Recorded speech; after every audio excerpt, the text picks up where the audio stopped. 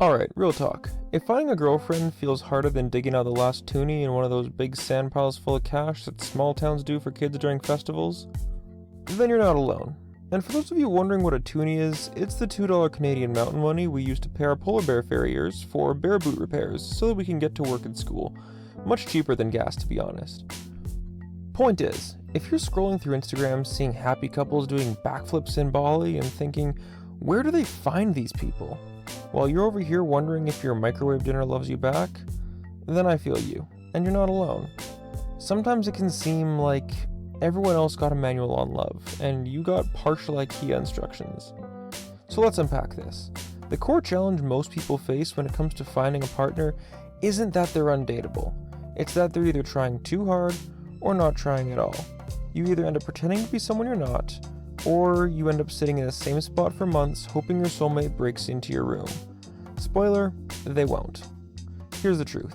Attraction, real, healthy, mutual attraction, isn't about being the funniest, richest, or best looking guy in the room. It's about connection. You're not repairing a car here. Sometimes people just click, and sometimes people don't. I've seen couples that you would not picture them being together, but things just lined up in the right way at the right time, and they are. Go to any big festival and you'll see plenty of that. And connection starts with you. Not with your haircut, not with your car, not even with your Spotify playlist.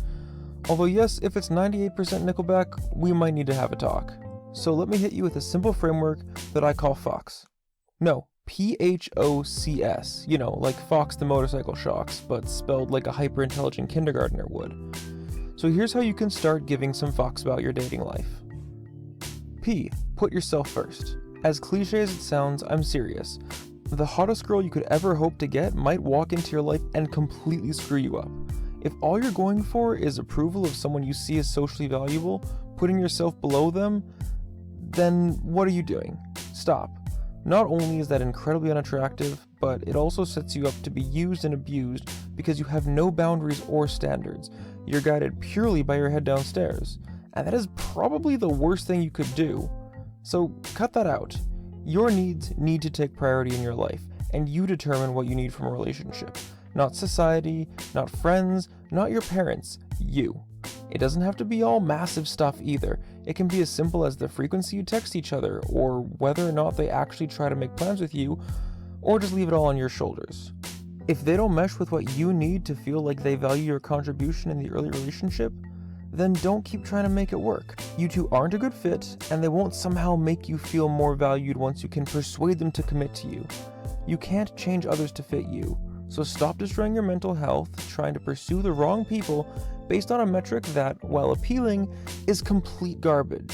Remember, you can't fix them, but they can most certainly break you. H. Hobbies that fulfill you and bring some joy to your life. Having hobbies of your own will help you build friend circles and your confidence as you try new things, mess it up, try again, do it better, try again and do it better still, and then work through that process while having fun. This should include at least one physically active hobby. And no, your VR setup doesn't count. The goal here is to get out of the house, not level up your shut-in class perk tree. For me, one of these things is disc golf. It's cheap to get started, free to play once you have some basic gear, and a great way to get outside for however long or short you want. But for you, maybe that's car shows, maybe it's board game nights for Warhammer or Trench Crusade, maybe it's trying different cafes around town, or hell, maybe it's base jumping. The point is, it can literally be anything, as long as it gets you out of the house and has groups you could join of people who share that hobby. For added benefit, having hobbies like this also helps with the next step. O, for an outside social life. Important people in your life outside the girl you're looking to date is crucial, because otherwise your whole world starts to revolve around her over time, and that's not attractive. Life isn't some rom-com where the guy fawns over the girl until he wins her affection. Desperation, in reality, sends red flags of you needing her to be your surrogate mother, at best, and makes you look like a manipulative ass at worst. Either way, you're painted in a very bad light. She's not your parent, she's not your therapist, and no one wants to be stuck in that position. She's just a person who wants to be seen and heard and listened to, same as you in many ways, and different in her own.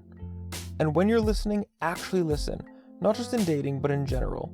This is kind of a side tip, but people like people who give them the chance to hold the mic sometimes. Don't just wait for your turn to talk, especially in dating.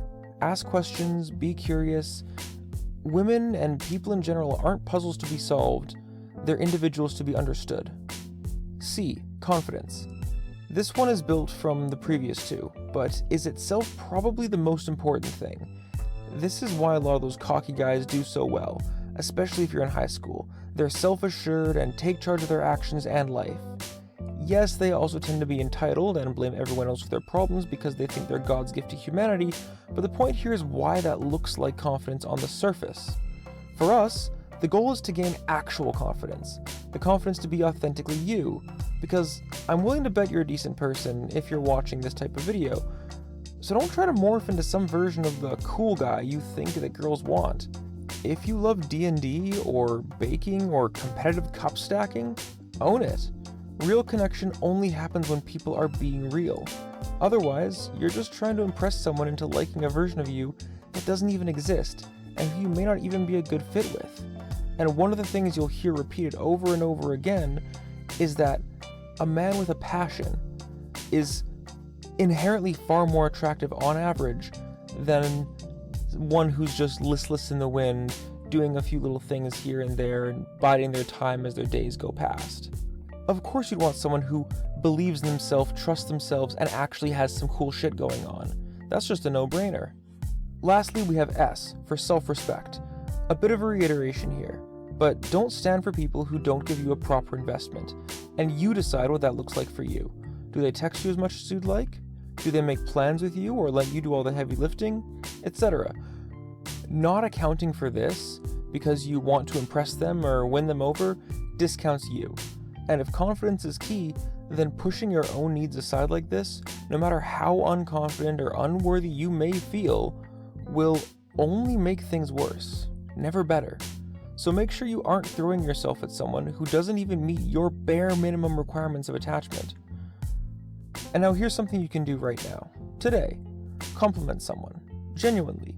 Doesn't even have to be romantic. Just walk up to a friend, coworker, or past a stranger at the mall and say something nice. I personally like to comment on things like nails, rings, or general outfit.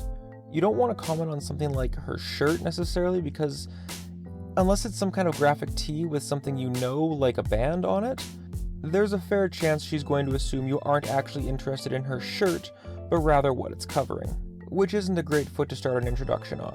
Now, we aren't necessarily looking to hit on anyone at this stage or even have a full conversation, just looking to start getting comfortable with expressing positivity and creating the potential for conversation, because that's how connection starts, with small actions that have the chance of opening the door to deeper connections. If that's too much at this point, no worries. Open your phone or take out some paper and make a small list of some hobbies you want to try, or ways that you can take existing hobbies into a more social atmosphere. Just put down the simplest way you can do that. No 12-week signups if you aren't there yet. Just one drop in class. Or maybe you go as a pedestrian and just get a feel for the group before joining next time. Small steps that push your limits just a little bit ensure you have the best chance of success here.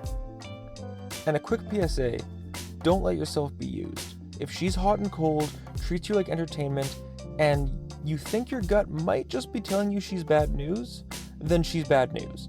Get out of there and don't look back. Now, if you got anything out of this, it'd mean a lot if you hit that like button. If you like this channel, then a subscribe would be even better. With that said, make your game plan, get out there, or if you're up for it, give out some compliments and see what happens. Go show yourself and the world just what you can do, and I think you'll be amazed at how much better you start to feel.